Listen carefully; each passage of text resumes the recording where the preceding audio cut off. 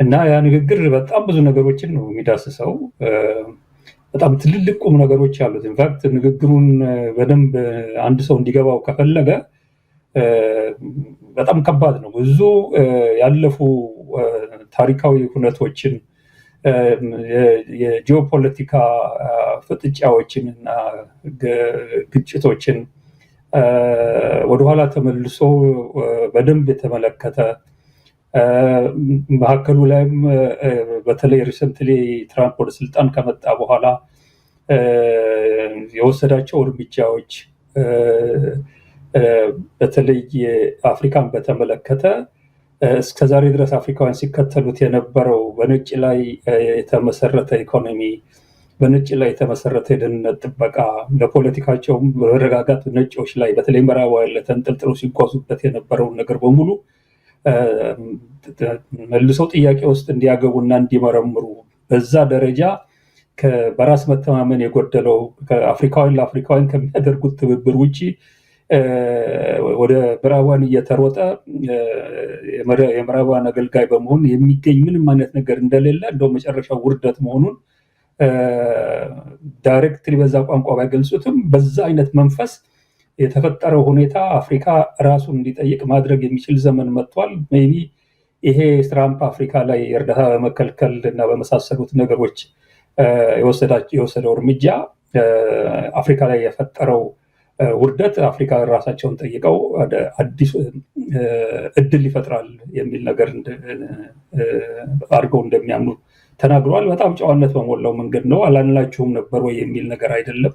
ምክንያቱም ኤርትራ በተደጋጋሚ እንዲህ አይነቱን በምዕራብ መንግስታት ላይ ያለ ዲፔንደንሲ ለምዕራብ መንግስታት ተላላኪ የሚሆኑ መሪዎች እየመጡ አንዱን ሀገር በሌላው ሀገር ላይ ሳቦታጅ እንዲሰሩ እየተደረገ የድሃ አፍሪካ ህዝብ ሀብትና ንብረት የአሜሪካን እና አውሮፓ ውስጥ ካሉ ሸሪኮቻቸው ጋር እየዘረፉ ንብረት የሚያሸሹበትን ሁኔታ የፈጠሩበትን እና ይሄንን ዝርዝር ነገር ውስጥ ገብተው አይደለም የተናገሩት ያለው እንደ ሁኔታው ብቻ ሊያነቃን ይገባል በሚል ነገር ተናግረውታል። እሱ አንዱ ትልቁ የንግግሩ አካል ነው።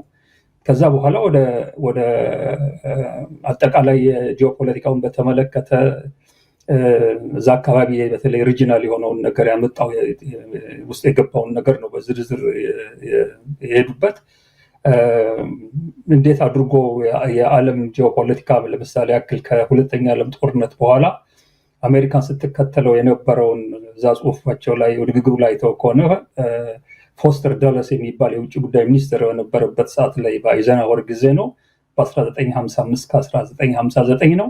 በዛ ሰዓት ላይ ሲከተሉት የነበረው ፖሊሲ ማንኛውንም ራሱን የቻለ አመለካከት ያለው በራሱ ይቆማለሁ የሚል የነሱ ጥገኛ ያልሆነን ኃይል በጥቅሉም ደግሞ ኮሚኒስት ነው ብሎ የሚያስቡትን ኃይል በየትኛውም አይነት ኪሳራ የሰብአዊ መብት ይሁን የዲሞክራሲ ይሁን የብልጽግና በአንድ ህዝብ ላይ ሊያመጣ የሚችለውን ኪሳራ በሙሉ ተጠቅሞ ማዳከም የሚል ፍልስፍና ይዘው ቀዝቃዛው ጦርነት ውስጥ የገቡበት ሁኔታ በዓለም ላይ እንዴት ትልቅ ቀውስ እንደፈጠረና የአፍሪካ ቀንድ አካባቢ የዚህ ቀውስ አንደኛው ገፈት ቀማሽ እንደሆነ እና ኢትዮጵያም በተለይ ከአሜሪካኖች የዚህ አካል በማድረግ እዛ አካባቢ ለትውልድ የዘለቀ ትልቅ ችግር የፈጠረ ሁኔታ አምጥተው እንደነበረ ጠቅሰው ቀጥሎ ደግሞ የአሜሪካን ኢንፍሉዌንስ ተጽዕኖ በኢትዮጵያ ላይ ሲነሳ እንዴት የሶቪየት ህብረት ደግሞ ተገልብጦ እዛ አካባቢ ደግሞ ተመሳሳይ የሆነ ጂኦፖለቲካ ኢንተረስት ለመግፋት በሚል አፍሪካን ቀንድ እንዴት እንዳተራመሰው ዝርዝር ውስጥ ብትገባ ይሄ ነገር ብዙ ነገር ነው የሚያሳየው። ምክንያቱም አሜሪካ ለዘመናት የኃይለ ሥላሴ መንግስት ይደግፍ የነበረ ኃይል የኮሚኒስትና ስርዓት ኢትዮጵያ ውስጥ ተተክሏል በሚል በአንድ ጀንበር ተገልብጦ በአንድ ወቅት ኮሚኒስት ስርዓት ይከተላሉ የሚለውን የሶማሌ መንግስት በመደገፍና ወደ ማስታጠቅ ሲሄድ ሶማሌ ኮሚኒስት ነው ብሎ ደግሞ ብዙ ነገር ሲያደርግ የነበረው የሶቪየት ዩኒየን መንግስት ወደ ኢትዮጵያ ተገልብጦ የኢትዮጵያ ኮሚኒስት ደጋፊ የሆነበትና በእነዚህ ሁለት ኃይሎች መካከል ውጊያ ተደረገበት። በኤርትራም ጉዳይ ላይ የሶቪየት ዩኒየን የኤርትራን ነፃነት በተባበሩት መንግስታት ከኢስተርን ብሎክ ጋር የሶቪየት ዩኒየን ተከታዮች ከሆኑት ሀገሮች እና ከተወሰኑ የላቲን እና የምስራቅ የመካከለኛው ምስራቅ ሀገሮች ጋር የደገፈ ነው የነበረው። ነገር ግን ደግሞ እንደገና በጦርነቱ ወቅት የኢትዮጵያ መንግስት ደጋፊ የሆኑ ከፍተኛ የሆነ የጦር አማካሪዎችን ትጥቅን በመስጠት ለኤርትራ ነፃነት ሲታገሉ በነበሩት ኃይሎች ላይ ደግሞ ትልቅ ጉዳት ያደረሰ ፖሊሲ ተከትሎ እንደነበረ ነው እና በአጠቃላይ የእኛን ጥቅም ግምት ውስጥ ያላስገባ ነገር ነው በዚህ አካባቢ የሚካሄደው እና እኛም ኢትዮጵያም በተከታታይ የዚህ አይነቱ የውጭ ጂኦፖለቲካል ትልልቅ መንግስታት ፍላጎት መራኮቻ ሆኖ 2 ትውልዶች አልፈው ነበር። 3ኛው ትውልድ ደግሞ በአሁን በመጣበት ሰዓት ላይ ኮልድ ዋር አብቅቶ አሜሪካን ሙሉ በሙሉ የተቆጣጠረችበት ሁኔታ በመጣበት ሰዓት ላይ ኢትዮጵያ ከኮልድ ዋር ነፃ በሆነ መንገድ የራሷን ነገር ትገነባለች የሚል ተስፋ ወያኔ ስልጣን በመጣበት ሰዓት ላይ ነው ኮልድ ዋር ያበቃው። አሜሪካ ብቸኛው ልዕለ ሀያል ሀገር የሆነችበት ነው። ያ ሁኔታ በተወሰነ ደረጃ በተለይ አፍሪካ ሀገሮችን ከግምት ውስጥ የማያስገባ በተለይ ምስራቅ አውሮፓ ውስጥ በከፍተኛ ደረጃ ተከፍቶ የነበረ ገበያ ምስራቅ አውሮፓ በሙሉ ፊቱን ወደ ምዕራብ አውሮፓ ያዞረበት ወደ አሜሪካ ያዞረበት ሁኔታ ስለነበር በተወሰነ ደረጃ አንጻራዊ ነፃነት 3ኛው ዓለም ሀገሮች ያገኙበት ነው። አሜሪካ ብዙ ደንታ ወደሚሄዱበት የለም በሚል በንቀት የምታይበት ሰዓት ላይ ነው ወያኔም ስልጣን እንዲይዝ የተደረገው። እንደውም በዚህ ነው የአልባኒያ ኮሚኒስት መሆኑን እያወቁ ነው የትም አይደርሰም በሚል የፈቀዱለት አሜሪካኖች ወያኔ በዛ ሰዓት ላይ እንጂ ቀድሞ የነበረው ኮልድ ዋር ቢኖር ኖሮ በምንም አይነት መንገድ እንዲህ አይነት ድርጅት ስልጣን እንዲይዝ አይፈቅዱም። የቀኝ ኃይል የሚሉትን አስታጥቀው ዘላለም ሲዋጉት ነበር የሚኖሩት እና ይሄንን ሁሉ ግምት ውስጥ ያስገባ ነው የፕሬዚዳንት ኢሳያስ ንግግር። ያ የፈጠረው መልካም አጋጣሚ ተጠቅሞ ኢትዮጵያ ቀድሞ ካለፈችበት የሁለት ለሀያል የጦር ሜዳ ከመሆን ራሷን የቻለች ነፃ እና በራሷ የምትማመን የራሷን ፖለቲካ የራሷን መከላከያ የራሷን ደህንነት የምታስከብር ህዝቦቿን ወደ ብልጽግና የምትወስድ ሀገር ናት ተብሎ ሲጠበቅ ቲፒኤልኤፍ ይዞት የመጣው ኤትኒክ ፌዴራሊዝም የዘር ፌዴራሊዝም እንዲህ አይነቱን እድል ያባከነበትና አገሪቷን ወደ ከፍተኛ የሆነ ቀውስ የጨመረበት ሁኔታ ነው። ኢትዮጵያን በተመለከተ ነው እያወራሁ ያለሁት ነው ብለው ነው የተናገሩት ያለው ዝርዝሩ ይሄን ነው የሚመስለው። ከዛ በኋላ ከዚህ ሁሉ ትርምስ ኤትኒክ ፖለቲካ የአገሪቷን የጥፋት ጠርዝ ላይ ወስዶ ለውጥ ሲመጣ ይሄ ለውጥ በከፍተኛ ደረጃ በህዝብም የተደገፈ ኤርትራም ተስፋ ያደረገችበት ለውጥ እንደነበረ ይሄ ለውጥ ግን እንደታሰበው ሳይሄድ ቀርቶ ዛሬ የብልጽግና መንግስት አገዛዝ የራሱን የኢትዮጵያን ህዝብ አጠቃላይ ከዛም አልፎ ቀጠናውን ኤርትራንም ጨምሮ በከፍተኛ ተግዳሮት የጋረጠ መንግስት ሆኖ እንደመጣ ነው በዝርዝር እንግዲህ ፕሬዚዳንት ኢሳያስ ያቀረበው ማለት ነው በዛ ንግግሩ። እና ይሄ ንግግር እንግዲህ ዝርዝሩ ያው ቅድም አንተስ በመግቢያው ላይ የተናገርከው ነው። አንዱ እንደሚከተለው ፍልስፍና አድርጎ ፕሬዚዳንት ኢሳያስ ያቀርበው አንደኛ ይሄ ብልጽግና የሚለውን የብልጽግና ወንጌል ብሎ አላቀረበው። ነገር ግን የብልጽግና አይዲዮሎጂ የሚባል ነው ማለት የፈለገው እሱ እንደሆነ ገብቶኛል።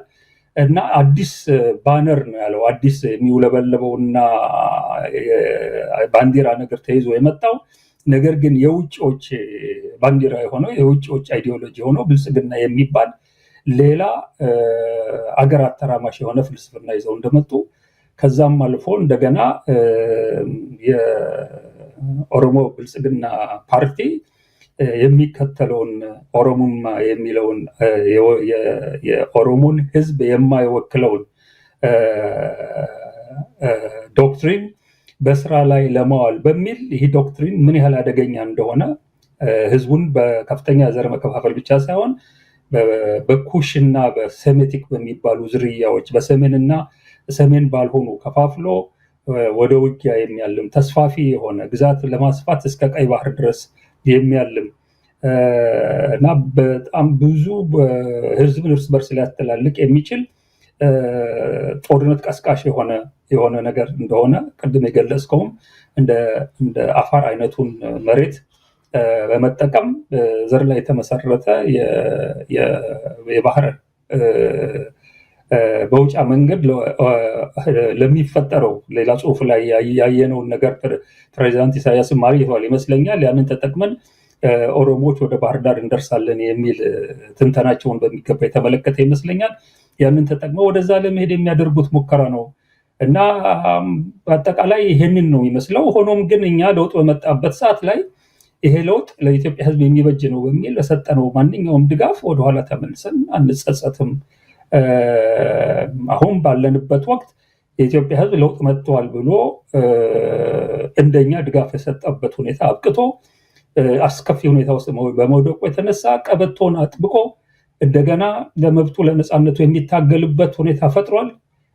ይህንን የቆረጠ ሕዝብ ቀበቶን አጥብቆ ሊታገል የተነሳን ሕዝብ በማንኛውም መንገድ ለማገዝ ወደኋላ አንልም የሚል ንግግር ነው የተደረገው እና እዚህ ውስጥ ለኔ እንደውም በጣም አጭሩ ነው ያቀረቡት። ይሄ ንግግር በደንብ ከዘረዘርከው አንድ 100 ገጽ የሚወጣው ነገር ሊወጣው ይችላል። ያለው ብዙ ነገሮች ያካተተ ነው እና እዚህ ውስጥ ይህ ነው የሚባል እንከን ያለበት ነገር የለም። እንግዲህ ወደ ምናልባት በሌላ እንዳይተረጉም የተሳሳተ ትርጉም እንዳይዝ ኦሮሞዎች የሚል ነው የኦሮሞን ሕዝብ የማይወክሉ አሁን ቅድም ስትናገር ከዚህ ከመስፋፋቱ ጋር በተያያዘ ኦሮሞዎች የሚለው የኦሮሞን ሕዝብ የኦሮሞ ብልጽግና ሰብአዊ ጋሻ አድርጎ አሁን የሚያደርገው እንቅስቃሴ አለ ስልጣን ላይ ለመቆየት የማህበራዊ መሰረቱን ድጋፉን እያጣ ስለሄደ እንዲህ አይነት አጀንዳዎችን በጣም ይፈልጋቸዋል እና ኦሮሞዎች ነው ወይስ በኦሮሞ ሕዝብ ስም የተደራጀ ቡድን ለማለት ነው? በግልጽ የተቀመጠው እዛ ላይ የኦሮሞን ሕዝብ የማይወክል ኦሮምማ በሚባል አይዲዮሎጂ ነው ፕሬዚዳንት ኢሳያስ ያለው። እርግጠኛ ነኝ ፕሬዚዳንት ኢሳያስን በደንብ አውቀዋለሁ። እዚህ ኦሮሞማ በሚባለው ጉዳይ ላይ ያለውን የተለያየ አመለካከት በጥንቃቄ የሚያውቅ ሰው ነው ብዬ ነው ማምነው። ሁለት አይነት አመለካከት እንዳለ አላጣውም። በአንዳንድ ወገኖች ኦሮሞማ ማለት ኦሮሞነት ነው፣ አማራነት እንደማለት ነው፣ ትግሬነት እንደማለት ነው ብለው የሚያቀርቡት ነገር አለ። ራሳቸው ኦሮሞዎች ማለት ነው። ያ እስከሆነ ድረስ ምንም ችግር ያለው ጉዳይ አይደለም። ነገር ግን በሌላ በኩል ግን የፖለቲካ ትርጉም የተሰጠው አይዲዮሎጂ አድርጎ የሚያቀርብ ደግሞ የኦሮሞ ኤሊት አለ፣ የኦሮሞ ገዢ መደብ አለ፣ የኦሮሞ ብልጽግና አለ። ይሄ ከኦሮሞ ሕዝብ ጋር የሚያገናኘው ነገር የለም። በስልጣን ለመቆየትም በስልጣን የያዘውን ጥቅም እያጋበሰ ለመቀጠልም ሁሉ ጊዜ ምን ገዢዎች እንደሚያደርጉት እንዲህ አይነቱን ኦሮሞማ የሚባለውን ነገር በፖለቲካ ፍልስፍና መልኩ አምጥቶ ሕዝብን ከሕዝብ በመከፋፈል ለአንድ ሕዝብ የቆመ በመምሰል ወገን የሚያሰባስብበት ስልጣኑን የሚያደላድልበት በጣም ሰፊ የሆነ አብይ በአደባባይ የተናገረው ነገሮችም አሉ። በሚስጥርም እኛ ለምናውቃቸው የኦሮሞ አክቲቪስቶች የተናገረው ነገር አለ።